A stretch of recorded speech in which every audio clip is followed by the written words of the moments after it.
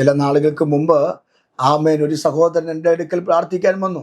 ആ സഹോദരൻ കണ്ണുനീരോടെ പറഞ്ഞത് ഇങ്ങനെയാണ്: ഞാൻ എൻ്റെ വീട്ടിൽ ഒറ്റപ്പെട്ടവനാണ്.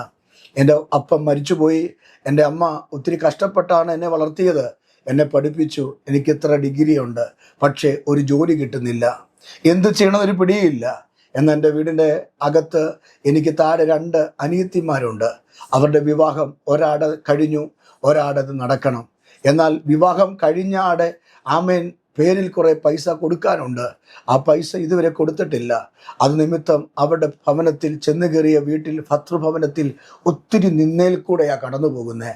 അവൾ ഒത്തിരി കരയുമ്പോൾ അമ്മയെ വിളിച്ച് കാര്യം പറയും. അമ്മ എന്നോട് വഴക്കുണ്ടാക്കും. നീ എന്തിനാ ഇങ്ങനെ ജീവിക്കുന്നത്? നീ വേണ്ട കാര്യങ്ങൾ നോക്ക.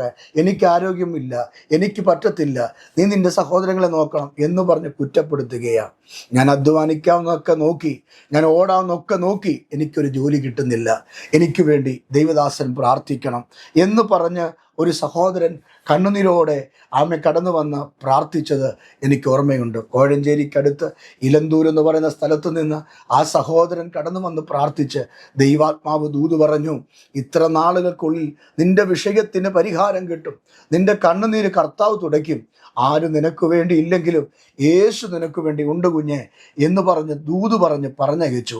പ്രിയപ്പെട്ടവരെ, ഞാൻ പറയട്ടെ, നാളുകൾ കഴിഞ്ഞപ്പോൾ ദൈവം അവൻ്റെ സ്ഥിതിക്ക് വ്യത്യാസം വരുത്തി. വിദേശ യാത്രയുടെ വാതിൽ ദൈവം തുറന്നു. ഇന്ന് കുവൈറ്റിൽ അനുഗ്രഹിക്കപ്പെട്ട ജോലിയോടുകൂടെ ആ സഹോദരനായിരിക്കുകയാണ്.